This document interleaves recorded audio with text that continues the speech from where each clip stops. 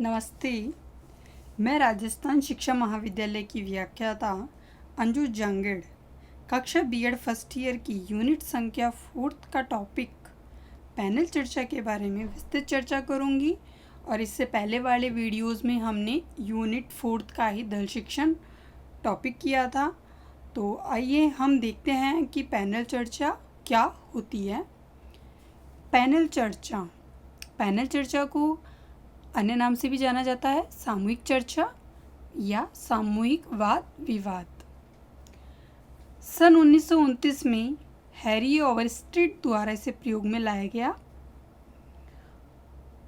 और सन 1932 में Cartwright America के एक राष्ट्रीय स्तर के पूर्ण शिक्षा सम्मेलन में इसको नाम दिया गया। पैनल चर्चा का अर्थ कक्षा शिक्षण में किसी समस्या से संबंधित विभिन्न क्षेत्रों के विशेषज्ञों के रूप में अध्यापक या उच्च कक्षाओं के शिक्षार्थी बैठकर आपस में वाद विवाद श्रोता शिक्षार्थियों के सामने करते हैं। बाद में शिक्षार्थियों के प्रश्नों का उत्तर विशेषज्ञ देते हैं, जिससे शिक्षार्थियों की कठिनाइयों व समस्या दूर होती है। पैनल चर्चा का अर्थ हमारा यहाँ पर यह है कि अध्यापक या उच्च कक्षाओं के शिक्षार्थी बैठकर जब आपस में वाद विवाद करते हैं, वो भी श्रोता शिक्षार्थियों के सामने, और बाद में शिक्षार्थियों की जो भी कठिनाइयाँ जो भी समस्या होती है उनको दूर करने के लिए ये अध्यापक ये उच्च कक्षा के शिक्षार्थी या हम कह सकते हैं विशेषज्ञों के द्वारा शिक्षार्थियों के प्रश्नों का उत्तर दिया जाता है। और यह पैनल चर्चा हम किसी भी समस्या या प्रकरण को लेकर ही करते हैं। आगे हम बात करते हैं परिभाषाओं में पहला आता है FT स्ट्रक। पैनल चर्चा में 4 से 8 व्यक्तियों का समूह किसी समस्या पर आपसी विचार विमर्श करता है और यह चर्चा जनसमूह या कक्षा के शिक्षार्थियों के सामने की जाती है। एफटी स्ट्रक के डेफिनेशंस के अनुसार यह बताया गया है कि 4 से 8 व्यक्तियों का समूह होता है जो किसी भी समस्या या कोई भी प्रकरण पर विचार विमर्श करते हैं, और ये जो विचार विमर्श किया जाता है या ये तो हो सकता है जनसमूह के सामने या कक्षा के शिक्षार्थियों के सामने की जाती है। अब इसकी सेकंड डेफिनेशन है हर्बर्ट गुली। व्यक्तियों के समूह द्वारा आमने सामने एकत्रित होकर मौखिक अंतःक्रिया से सूचनाओं का आदान प्रदान किया जाता है या सामूहिक समस्या पर निर्णय लिया जाता है। आगे हम बात करते हैं इसके उद्देश्य की। सूचनाओं व तथ्यों का आदान प्रदान करना, किसी भी समस्या का विश्लेषण करना। कोई भी समस्या भी हो सकती है, कोई प्रकरण भी हो सकता है, उसी समस्या या प्रकरण का हमें क्या करना होता है, विश्लेषण करना होता है। ये शिक्षार्थियों के सम्मुख पैनल चर्चा की जाती है। शिक्षार्थियों में तार्किक चिंतन मनन आदियों की क्षमता को विकसित करना होता है। इसमें क्या होता है, शिक्षार्थियों में तर्क चिंतन और मनन करने की शक्ति का क्या होता है, विकास होता है। शिक्षार्थियों में सामाजिक सांस्कृतिक व नैतिक मूल्यों को विकसित करना होता है, जनतांत्रिक मूल्यों को विकसित करना होता है, और शिक्षार्थियों को शिक्षण में क्रियाशील बनाए रखने के लिए भी इसका उद्देश्य होता है। शिक्षार्थियों को शिक्षण में क्रियाशील बनाए रखने के लिए भी यह पैनल चर्चा की जाती है। अब आगे हम बात करते हैं पैनल चर्चा के प्रकार की। पैनल चर्चा के प्रकार, पैनल चर्चा के 2 प्रकार होते हैं। एक तो होता है सामाजिक या जनसाधारण चर्चा और सेकंड होता है शैक्षिक पैनल चर्चा।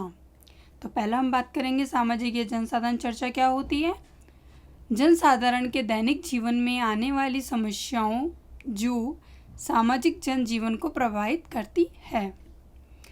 इसमें यह बताया गया है कि जनसाधारण के दैनिक जीवन में आने वाली जो समस्याएं होती है जो सामाजिक जनजीवन को प्रभावित करती है, तो उसकी पैनल चर्चा हम दूरदर्शन आदि में हम लोग देखते हैं, जैसे कि प्रदूषण, बेरोजगारी और महंगाई की समस्या। शैक्षिक पैनल चर्चा कक्षा शिक्षण में प्रयुक्त किया जाता है और इसका केंद्र बिंदु शिक्षार्थी होता है। जो शिक्षार्थियों के लिए जो उपयुक्त मानी जाती है वो होती है शैक्षिक पैनल चर्चा, जिसका केंद्र बिंदु कौन होता है? शिक्षार्थी होते हैं। आगे हम बात करते हैं पैनल चर्चा का स्वरूप। पैनल चर्चा का स्वरूप चार लोगों की भूमिका इम्पोर्टेंट होती है इसके अंदर: अनुदेशक, अध्यक्ष, समूह के सदस्य और श्रोतागण। पहले हम बात करते हैं अनुदेशक। अनुदेशक का कार्य होता है संपूर्ण व्यवस्था करना। संपूर्ण व्यवस्था करना जैसे कि प्रकरण का चयन, जो भी हमने समस्या ली है, जो भी हमारा प्रकरण है, वो कौन डिसाइड करेगा या कौन चयन करता है? अनुदेशक। समय व स्थान का निर्धारण करना, बैठने की व्यवस्था करना, अध्यक्ष व विशेषज्ञ कौन कौन होंगे, ये सारा कार्य किसके द्वारा किया जाता है? अनुदेशक के माध्यम से। सेकंड आता है अध्यक्ष। अध्यक्ष का कार्य होता है वाद विवाद का संचालन, प्रारंभ से लेकर अंत तक सक्रिय होना, प्रकरण के संबंध में विशेषज्ञ होना। अध्यक्ष का काम होता है कि जो प्रारंभ से लेकर अंत तक का उसको सक्रिय रहना पड़ता है, और प्रकरण के संबंध में विशेषज्ञ होना मतलब अध्यक्ष को जो भी प्रकरण या समस्या ली गई है उसके पूरी जानकारी उसे होनी चाहिए, उसकी संपूर्ण जानकारी, उस प्रकरण से रिलेटिव उसे पूरी संपूर्ण जानकारी होनी चाहिए। समूह के सदस्य 4 से 8 संख्या अर्ध गोलाकार स्थिति में स्थान ग्रहण करते हैं और प्रकरण के विभिन्न बिंदुओं पर प्रतिक्रिया। 4 से 8 व्यक्तियों की संख्या होनी चाहिए और ये अर्धवर्ताकार स्थिति में अपना स्थान ग्रहण करते हैं और प्रकरण के विभिन्न बिंदुओं पर अपनी प्रतिक्रिया व्यक्त करते हैं।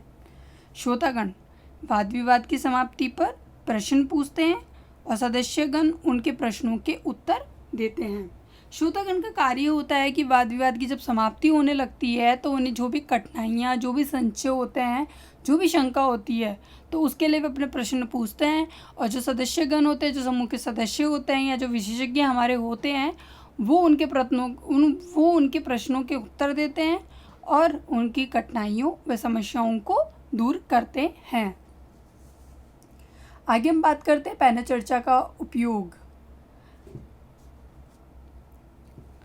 सामाजिक अधिगम को प्रोत्साहन, छात्रों में समस्या समाधान, तर्क शक्ति, आलोचना करने की क्षमताओं का विकास, शैक्षिक वाद विवाद के द्वारा छात्रों में सीखने व अनुकरण करने के अवसर प्रदान करना, शैक्षिक वातावरण का निर्माण और उच्च स्तरीय कक्षाओं में अधिक ज्ञान में वृद्धि।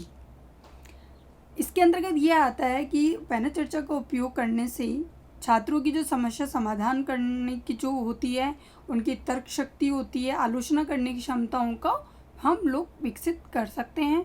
छात्रों में सीखने के लिए, उन्हें अनुकरण करने के लिए अवसर प्रदान कर सकते हैं। शैक्षिक वातावरण का निर्माण हो सकता है और जो उच्च स्तर की जो कक्षाएं होती है उनमें अधिक से अधिक हम ज्ञान में वृद्धि कर सकते हैं।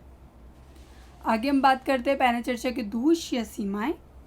कभी कभी विशेषज्ञों के विचार एक दूसरे से न मिल पाने के कारण शिक्षार्थियों में शंका बढ़ जाना।